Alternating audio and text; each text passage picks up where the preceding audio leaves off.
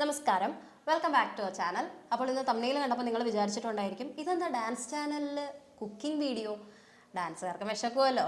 അപ്പോൾ നമ്മുടെ ചാനലിൽ ഓൾറെഡി വ്ളോഗ്സ് ഇടാറുണ്ട്, നമ്മുടെ പ്രോഗ്രാമിൻ്റെ പ്രാക്ടീസ് വീഡിയോസ് ഇടാറുണ്ട്. അപ്പോൾ എല്ലാം ഈ അല്ലാത്ത എൻ്റെ വീട്ടിൽ നടക്കുന്ന ചില ഫംഗ്ഷൻസ് എനിക്ക് നിങ്ങളിലേക്ക് എത്തിക്കണം, നിങ്ങളെയും കൂടെ അറിയിക്കണം എന്ന് തോന്നുന്ന വീഡിയോസൊക്കെ ഇടാറുണ്ട്. അപ്പോൾ ഞങ്ങളെല്ലാവരും ഒത്തുകൂടുന്ന ടൈമിൽ ഞങ്ങൾ കുക്ക് ചെയ്യാറുണ്ട്. അപ്പോൾ അതുപോലെ കുക്കിംഗ് വീഡിയോസും കൂടെ എന്തുകൊണ്ട് ഇട്ടൂടാ എന്ന് ചിന്തിച്ചപ്പോഴാണ് ഓണം വരുവാണല്ലോ.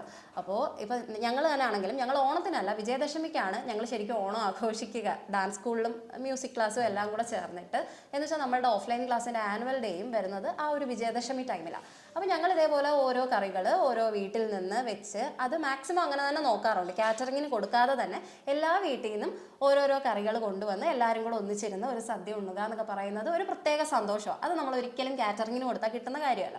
അപ്പോൾ അതുകൊണ്ട് ഇപ്പോൾ നമ്മൾ സദ്യ എന്ന് പറയുമ്പോൾ തന്നെ കടയിൽ പോയി അച്ചാർ വാങ്ങിക്കുക അതൊക്കെ എല്ലാ വീട്ടിലും നടക്കുന്നതാണ്. എങ്കിലും മാക്സിമം എല്ലാവരും വീട്ടിൽ തന്നെ ഇടാൻ ശ്രദ്ധിക്കാറുണ്ട്. അപ്പോൾ അതുകൊണ്ട് സദ്യയ്ക്ക് വരുന്ന സംഭവങ്ങൾ വെച്ചിട്ട് നമുക്ക് തുടങ്ങാമെന്ന് വിചാരിച്ചു. ഈ സംഭവങ്ങളെന്ന് പറഞ്ഞാൽ വിഭവങ്ങളാണ് ഞാൻ ഉദ്ദേശിച്ചത്.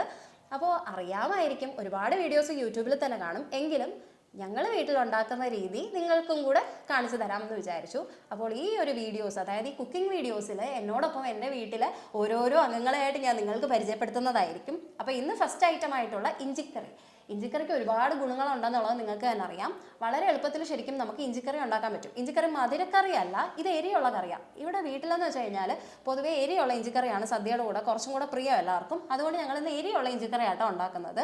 ശരിക്കും ഇതിനകത്ത് ഏകദേശം ഒരു 20 മിനിറ്റോളം വരുന്നത് ഈ ഇഞ്ചി മൂപ്പിച്ചെടുക്കാനുള്ള ഒരു ടൈമാണ്. കാര്യം അത് ചെറുതീയിലേ നമുക്ക് വേവിക്കാൻ പറ്റൂ, മൂപ്പിച്ചെടുക്കാൻ പറ്റത്തുള്ളൂ. അപ്പോൾ ആ ഒരു ടൈം മാത്രമേ ഉള്ളൂ. അല്ലാതെ നോക്കിക്കഴിഞ്ഞാൽ വളരെ എളുപ്പത്തിൽ തന്നെ നമുക്ക് വീട്ടിൽ തന്നെ ചെയ്യാവുന്നതാണ്. അപ്പോൾ ഇന്ന് എൻ്റെ കൂടെ ഈ ഒരു ഇഞ്ചിക്കറി ഉണ്ടാക്കുന്ന വീഡിയോയിൽ അങ്കിളാണ് വരുന്നത്. ഇനി നമ്മുടെ ബാക്കി ഐറ്റംസ് ഒക്കെ ഉണ്ടാക്കാനായിട്ട് എൻ്റെ മാമിയും അതുപോലെ തന്നെ എൻ്റെ വീട്ടിലെ ബാക്കി മെമ്പേഴ്സും എല്ലാം നിങ്ങളുടെ മുന്നിലേക്ക് എത്തുന്നതായിരിക്കും എന്നോടൊപ്പം. അപ്പോൾ ശരി, നമുക്ക് ഇന്ന് ഫസ്റ്റ് കുക്കിംഗ് വീഡിയോ ആയതുകൊണ്ടാട്ടോ ഞാൻ ഇത്രയും വലിയ ഇൻട്രൊഡക്ഷൻ ഒക്കെ പറഞ്ഞത്. ശരി, നമുക്ക് വീഡിയോയിലേക്ക് പോവാം. അപ്പോൾ നമ്മുടെ ഇഞ്ചിക്കറിക്ക് ആവശ്യമായിട്ടുള്ള ഇൻഗ്രീഡിയൻസ് എന്താണെന്നുള്ളത് അങ്കിൾ പറഞ്ഞുതരും.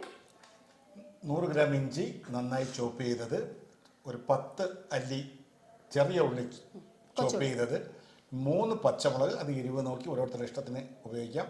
3 പച്ചമുളക് ചോപ്പ് ചെയ്തത്, ഒരുണ്ട പുളി, ഇത് നല്ല പുളിയുള്ളതാണ് അതുകൊണ്ടാണ് ഇത് കുറച്ചെടുത്തിരിക്കുന്നത്, മുളക് പൊടി, മഞ്ഞപ്പൊടി, ഉലുവാപ്പൊടി, കായപ്പൊടി, ഉപ്പ്, വെളിച്ചെണ്ണ, കടുക്, വറ്റൽമുളക്, കറിവേപ്പില. ഇത്രയും സാധനങ്ങളാണ് നമുക്ക് വേണ്ടുന്നത്. ഇത് നിങ്ങൾക്ക് മനസ്സിലാവാൻ വേണ്ടിയിട്ടാണ് ഞങ്ങൾ ഇത്രയും പറയുമ്പോൾ വിചാരിക്കും അയ്യോ ഇത്രയും സാധനം ഉണ്ടെങ്കിലും ഇതിനെക്കാട്ടി വേഗം അങ്ങ് കടയിൽ പോയി വാങ്ങിച്ചൂടെ എന്ന് വിചാരിക്കും.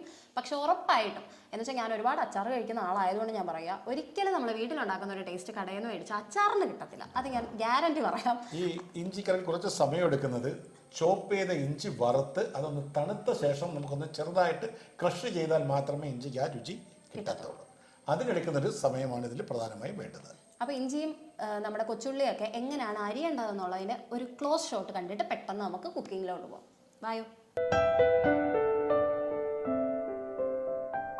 4 സ്പൂൺ വെളിച്ചെണ്ണ നമ്മൾ ചൂടാക്കാനായിട്ട് ഉള്ളിയിൽ വച്ചിരിക്കുകയാണ്. എണ്ണ ചൂടായ ശേഷം നമുക്ക് ഇഞ്ചി വറുക്കാനായിട്ട് വയ്ക്കാം.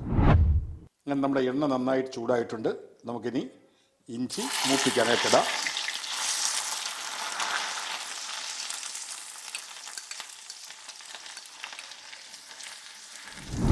ഇപ്പം നമ്മുടെ ഇഞ്ചി നന്നായി മൂത്തിട്ടുണ്ട്. ഇനി ഇതിനെ നമുക്ക് പൊരിയെടുക്കാം. ഇതൊന്ന് തണുത്ത ശേഷം നമുക്കിതിനെ ഒന്ന് ചെറുതായിട്ട് ക്രഷ് ചെയ്തെടുക്കണം. നമുക്ക് ആ ഇഞ്ചി വറുത്തതിൻ്റെ ബാക്കിയിരുന്ന എണ്ണ തന്നെ ഉപയോഗിക്കാം. അതിലേക്ക് ഇനി നമ്മൾ ചെറുതായി അരിഞ്ഞു വെച്ചിരിക്കുന്ന ചെറിയ ഉള്ളി,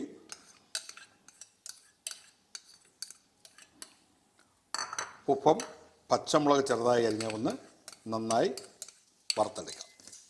നമ്മുടെ ചെറിയ ഉള്ളിയും പച്ചമുളകും നന്നായി മൂത്തിട്ടുണ്ട്. അപ്പോൾ നമ്മൾ തൽക്കാലം തീ ഓഫ് ചെയ്യുകയാണ്, അല്ലെങ്കിൽ ഇഞ്ചി കരിഞ്ഞു പോകും.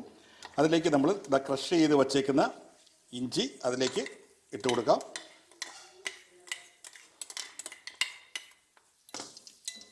നന്നായിട്ടൊന്ന് ഇളക്കി യോജിപ്പിക്കുക. 1/2 ടീസ്പൂൺ മഞ്ഞൾപ്പൊടി. തീ ഓഫ് ചെയ്തിരിക്കുകയാണ്, കാരണം ചൂടുകൊണ്ട് കരിഞ്ഞു പോകാതിരിക്കാൻ.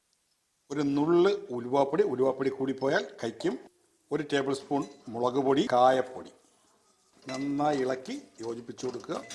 ഇനി നമ്മൾ കലക്കി വച്ചിരിക്കുന്ന പുളിവെള്ളം ഇതിലേക്ക് ഇനി ആവശ്യത്തിനുള്ള ഉപ്പ് കൂടി ചേർത്ത് കൊടുക്കും. ഇനി ഇതിലേക്ക് ഒരു കപ്പ് ചൂടുവെള്ളം കൂടി ഒഴിച്ചു കൊടുക്കുക. നമ്മുടെ ഇഞ്ചി നന്നായി കുറുകിയിട്ടുണ്ട്. തീ അണയ്ക്കുന്നതിന് മുൻപേ ഉപ്പ് പുളിയെല്ലാം ഒന്നുകൂടി നോക്കുക, ആവശ്യത്തിനെല്ലാം ഉണ്ടോ എന്ന്. ഇനി നമുക്ക് തീ ഓഫ് ചെയ്യാം. ഇതിൽ നമ്മളെല്ലാം പരുവത്തിലുണ്ട്. ഇനി നമുക്ക് തീ ഓഫ് ചെയ്ത ശേഷം കടുക് താളിച്ച് ഇതിൽ ഒഴിക്കാം.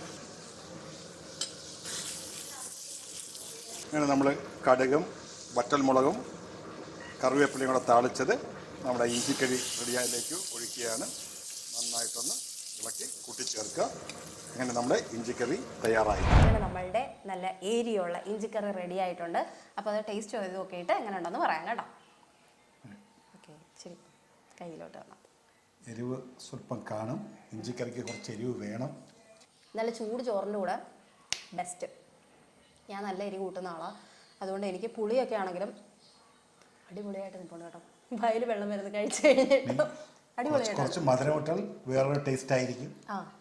എനിക്ക് മധുരത്തിൻ്റെത് അത്ര അങ്ങോട്ട് താല്പര്യമില്ല. ഇത് പക്ഷേ ചൂട് ചോറിൻ്റെ ഒക്കെ കൂടെ എരിയും ആ പുളിയും ഉപ്പും എല്ലാം കൂടെ ആയിട്ട് അടിപൊളിയായിട്ടുണ്ട്. ചുമ്മാ പറയുമല്ലോ കേട്ടോ, സൂപ്പറായിട്ടുണ്ട്, അടിപൊളി. അപ്പോൾ ഇതെല്ലാവരും ട്രൈ ചെയ്ത് നോക്കണം. പിന്നെ ഇന്നിപ്പോൾ ഞങ്ങൾ വളരെ കുറച്ചേ വെച്ചിട്ടുള്ളൂ. കാരണം ഇവിടെ അച്ചാർ വെച്ച് കഴിഞ്ഞാൽ പെട്ടെന്ന് കഴിയും. അപ്പോൾ എന്തായാലും ഓണ സമയമാകുമ്പോഴത്തേക്ക് നമ്മൾ വീണ്ടും അത് റെഡിയാക്കണം. അതുകൊണ്ട് ഇന്നിപ്പോൾ നമ്മൾ ഈ ഒരു വീഡിയോയ്ക്ക് വേണ്ടി വളരെ കുറച്ചാണ് വെച്ചിട്ടുള്ളത്. അപ്പോൾ ഇതെന്തായാലും നിങ്ങൾ ട്രൈ ചെയ്ത് നോക്കണം.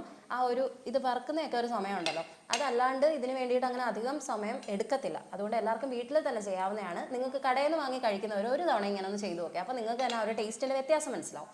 അപ്പോൾ എല്ലാവരും ട്രൈ ചെയ്ത് നോക്കിയിട്ട് ഞങ്ങൾക്ക് ഫീഡ്ബാക്ക് അറിയിക്കണം. ഉടനെ തന്നെ കുക്കിംഗ് വീഡിയോസ്, പുതിയ റെസിപ്പീസിൻ്റെത്, സദ്യയുടേത് ആദ്യം ഇടുന്നതായിരിക്കും. അതിനുശേഷം ബാക്കി വീഡിയോസ് ഇടുന്നതായിരിക്കും. നമ്മുടെ ഡാൻസ് വീഡിയോസിൻ്റെയും വ്ളോഗ്സിൻ്റെ ഒക്കെ കൂടെ കുക്കിംഗ് വീഡിയോസും ഇടുന്നതായിരിക്കും.